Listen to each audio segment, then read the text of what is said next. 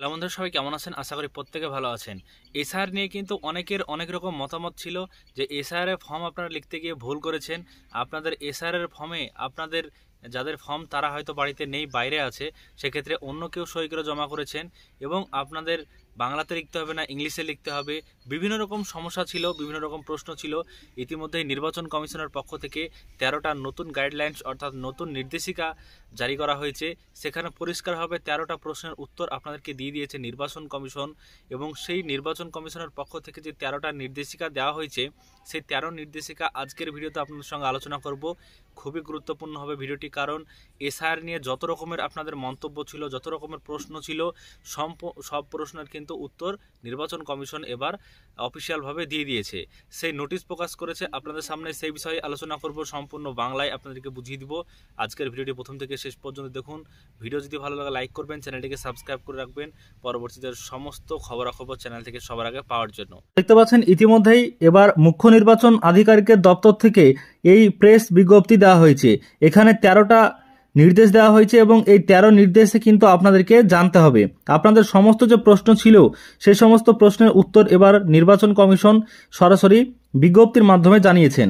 তো দেখতে পাচ্ছেন আজকে কিন্তু এই নোটিশ দেওয়া হয়েছে এবং এই নোটিশটা আপনারা দেখছেন যে সম্পূর্ণ নতুন। তো দেখছেন এখানে বলা হয়েছে নির্বাচনী তালিকায় 28/10/2025 তারিখে যাদের নাম নথিভুক্ত রয়েছে তাদের প্রায় সকলের কাছেই গণনা ফর্ম অর্থাৎ ইনোভেশন ফর্ম বিতরণ করা হয়েছে। সকল যোগ্য ভোটারদের নিম্নলিখিত বিষয়ে অবহিত করা যাচ্ছে। তো দেখুন এখানে বলা হয়েছে এক নম্বরে যে অপশানটা দেখানো হয়েছে, এখানে বলা হয়েছে ইউনিক অনন্য কিউআর কোডযুক্ত গণনা ফর্মটি আবেদনকারী স্বহস্তে পূর্ণ স্বাক্ষর বা আঙুলের ছাপ দিয়ে স্বাক্ষর করতে হবে। মানে যে ফর্মটা আপনাকে দিয়েছে বিএলও ইনোভেশন ফর্ম, সেখানে আপনাকে স্বাক্ষর করতে হবে অথবা আপনাদের আঙুলের ছাপ দিতে হবে। 2 নম্বরে বলা হয়েছে কোনো ভুল এন্ট্রি হলে সেটি একটি মাত্র দাগ কেটে সংশোধন করতে হবে এবং একই সারির ফাঁকা জায়গায় সঠিক তথ্য লিখতে হবে। তো আপনারা অনেকেই কিন্তু ভুল করছিলেন, ভুল করার পর কাটাকুটি করেছিলেন এবং অনেকেই হোয়াইটনার দিয়ে মোছামুছি করেছিলেন। তো এক্ষেত্রে এখানে যেটা উল্লেখ করেছে সেটা বলা হয়েছে যে কোনো ভুল যদি এন্ট্রি হয় অর্থাৎ ভুল যদি আপনি করেন তাহলে কিন্তু আপনার যে পেনের একটা দাগ দিয়ে দিবেন সেই ভুলটার ওপরে, লেখাটার ওপরে, এবং তার পাশে সংশোধন করতে হবে বলা হয়েছে। তার পাশে আপনি আবার সেই যেটা আপনার ঠিক সেটা আপনি লিখে দিবেন। তো এটাই কিন্তু বলা হয়েছে যে একই সারির ফাঁকা জায়গায় সঠিক তথ্য লিখতে হবে। 3 নম্বরে বলা হয়েছে অভিবাসী শ্রমিক বা অন্যান্যদের মধ্যে কেউ যদি নিজে স্বাক্ষর করতে না পারেন তবে একই পরিবারের এমন কোনো ভোটার যার নাম ভোটার তালিকায় অন্তর্ভুক্ত রয়েছে তিনি তার পক্ষে স্বাক্ষর করতে পারবেন। এই ক্ষেত্রে স্বাক্ষরকারীর পূর্ণ নাম এবং আবেদনকারীর সঙ্গে সম্পর্কটি স্পষ্টভাবে লিখতে হবে। এখানে বোঝাচ্ছে যে আপনি বাড়িতে নেই, আপনার অন্য কেউ রিলেটিভ আপনার ফর্মটা জমা করছে, তাহলে কিন্তু তার যে নামটা সেটা সে লিখবে এবং সে আপনার কে হয় সম্পর্কে সেটা কিন্তু তার নামটা দিতে হবে। 4 নম্বরে বলা হয়েছে গণনা ফর্মের 2টি কপি পূরণ করতে হবে। তো আপনারা জানেন 2টো কপি আপনাকে দিয়েছে বিএলও। তো সম্পূর্ণ 2টো ফর্ম আপনাকে দেবে এবং পূর্ণভাবে পূরণ করা ও স্বাক্ষরিত একটি কপি সংশ্লিষ্ট বুথ লেভেল অফিসার বা বুথ লেভেল আধিকারিক বিএলও গ্রহণ করবেন। অপর কপিটি বুথ লেভেল আধিকারিক বিএলও দ্বারা গৃহীত হয়ে আবেদনকারীর বা তার পরিবারের কাছে সংরক্ষিত থাকবে। মানে 2টো ফর্মের মধ্যে একটা ফর্ম ওনারা নিবে এবং একটা ফর্ম আপনাকে দিয়ে দেওয়া হবে। এবং 5 নম্বরে বলা হয়েছে গণনা ফর্মে যদি ছবি লাগানো ঐচ্ছিক, তো ছবি যদি আপনি না লাগাতে চান সেক্ষেত্রেও আপনার ছবি না লাগালেও চলবে। ফর্মে নির্ধারিত ফাঁকা স্থানে মানানসই যে কোনো বর্তমান ছবি লাগানো যেতে পারে। তো ফর্মে নির্ধারিত ফাঁকা স্থানে মানানসই যে কোনো আপনি কিন্তু ছবি বর্তমানে লাগাতে পারেন।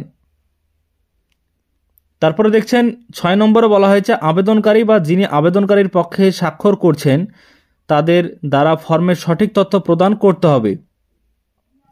মৃত ভোটার, স্থায়ীভাবে স্থানান্তরিত ভোটার বা যার নাম অন্য কোনো স্থানে পুনরায় অন্তর্ভুক্ত অর্থাৎ ডুপ্লিকেট ভোটার হয়েছে এ সংক্রান্ত সঠিক তথ্য বিএলওকে জানাতে হবে।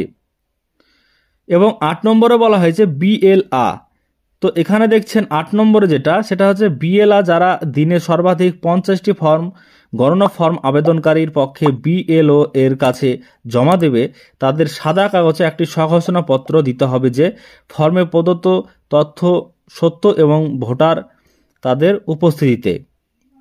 এরপরে দেখুন 9 নম্বরে যেটা বলা হয়েছে আধিকারিকের পক্ষ থেকে যে স্বাক্ষর করেছেন সেই ঘোষণায় বিএলএ দের ফোন নাম্বার, মানে বিএলআরা যদি জমা নেন, মানে 50 টাকার ফর্ম তারা লিখবেন এবং জমা করবেন, তো এই ক্ষেত্রে বিএলআরদেরকে একটা স্বঘোষণাপত্র দিতে হবে।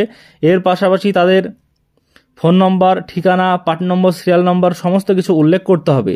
এবং 9 নম্বরের অপশানে বলা হয়েছে যদি কেউ মৃত ভোটার, স্থানান্তরিত ভোটার বা দ্বিতীয়বার উল্লিখিত ভোটার সম্পর্কিত কোনো ভ্রান্ত তথ্য ইচ্ছাকৃতভাবে দেয়, তাহলে গণনা ফর্মের অপব্যবহারজনিত এই অনিয়ম জন প্রতিনিধিত্ব আইন 1950-এর 31 ধারা অনুযায়ী 1 বছর পর্যন্ত কারাদণ্ড বা জরিমানা বা উভয় দণ্ডনীয় হবে। তো দেখুন এটা কিন্তু একটা কঠিন ব্যাপার যে 9 নম্বরে বলা হয়েছে যদি মৃত ভোটার থাকে বা আপনার অন্য জায়গায় একটা ভোটার আছে, আবার এখানে আপনার আবার ভোটার হয়েছে দ্বিতীয়বার, এরকম যদি ডুপ্লিকেট কোনো রকম থাকে আপনার তথ্য, তাহলে 1950-এর 31 ধারা অনুযায়ী আপনাকে কারাদণ্ড বা জরিমানা হতে পারে, 1 বছর জেল হতে পারে। বুথ লেভেল আধিকারিক অর্থাৎ বিএলও আবেদনকারী বা তার পরিবারের সদস্য কর্তৃক জমা দেওয়া ফর্মের তথ্য যাচাই করে স্বাক্ষর করবেন। বিএলও কর্তৃক ভুল যাচাই জন প্রতিনিধিত্ব আইন 1950-এর 31 ধারা অনুযায়ী শাস্তিযোগ্য হবে। যদি বিএলও আপনাদের ভেরিফাই করে না করে সেক্ষেত্রে তার কিন্তু একটা শাস্তি রয়েছে।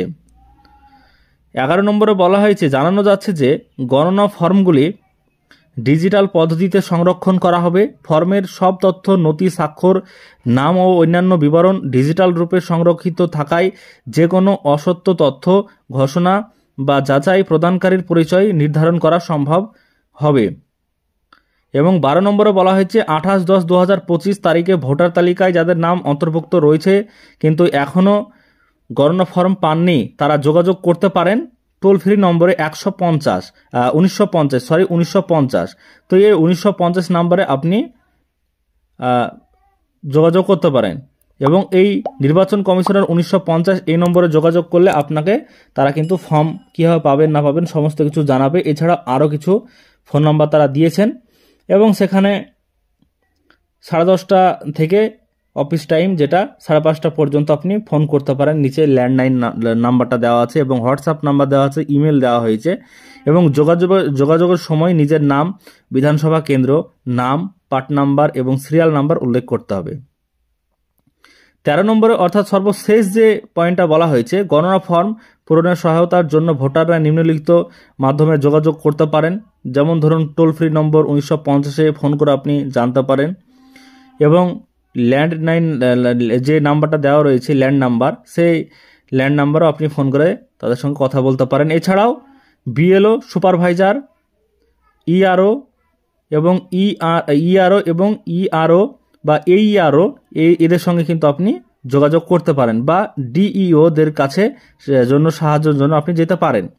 তো এখানে যে বলা হয়েছে নির্বাচন কমিশনের পক্ষ থেকে ইতিমধ্যেই যে নির্দেশিকা দেওয়া হয়েছে এখানে সমস্ত কিছুটাই কিন্তু দেওয়া হয়েছে। আপনাদেরকে দেখালাম যে প্রেস বিজ্ঞপ্তিতে যেটা জানানো হয়েছে যে 13টা যে নির্দেশ দেওয়া হয়েছে, এখানে যে একটা 9 নম্বরের যে অপশানটা আছে সেখানে জেল বা জরিমানা হতে পারে যদি আপনি কোনোরকমভাবে ডুপ্লিকেটই করার চেষ্টা করেন। তো আশা করছি সমস্ত বিষয়টি আপনারা জানতে পেরেছেন। আজকের ভিডিওর মাধ্যমে আপনাদেরকে জানালাম 13 নির্দেশিকা কি রয়েছে এবং এই 13 নির্দেশিকা আপনাদের কি কি বোঝাচ্ছে সমস্ত বিষয় আজকের ভিডিওতে আপনারা বুঝতে পারলেন। যদি কোনো রকম আরও বুঝতে অসুবিধা হয় কমেন্ট করে জানাবেন এবং কমেন্টে সেই বিষয়ে আপনাদের সঙ্গে আলোচনা করব পরবর্তীতে। বন্ধুরা, আজকের এই ভিডিওর মাধ্যমে আমি আপনাদেরকে সম্পূর্ণ বিষয় দেখালাম যে ইলেকশন কমিশন অফ ইন্ডিয়া অর্থাৎ নির্বাচন কমিশনের পক্ষ থেকে যে 13টা নতুন নির্দেশিকা দেওয়া হয়েছে এসআইআর ফর্ম নিয়ে। আপনাদের প্রত্যেকের কিন্তু মনে একটা প্রশ্ন ছিল যে আপনাদের ফর্ম ভুল হয়ে গেছে, ইংলিশে লিখবেন না বাংলাতে লিখবেন, ফটো আপনারা কীভাবে দেবেন, আপনাদের সম্পর্ক জায়গাতে কি লিখবেন এবং আপনাদের যে দুটো ফর্ম দেওয়া হবে সেই দুটো ফর্ম আপনি কটা ফর্ম জমা করবেন বিএলওকে এবং বিএলও ছাড়াও বিএলআকে জমা করতে পারবেন কি না, সমস্ত বিষয় আজকের ভিডিওর মাধ্যমে আমি আপনাদের সঙ্গে আলোচনা করলাম। আজকের ভিডিও যদি ভালো লাগে লাইক করে দেবেন, চ্যানেলটিকে সাবস্ক্রাইব করবেন, কারণ প্রতিনিয়ত এরকম ধরনের সকল খবর সবার আগে আপনি কিন্তু আপনার কাছে পেয়ে যাবেন।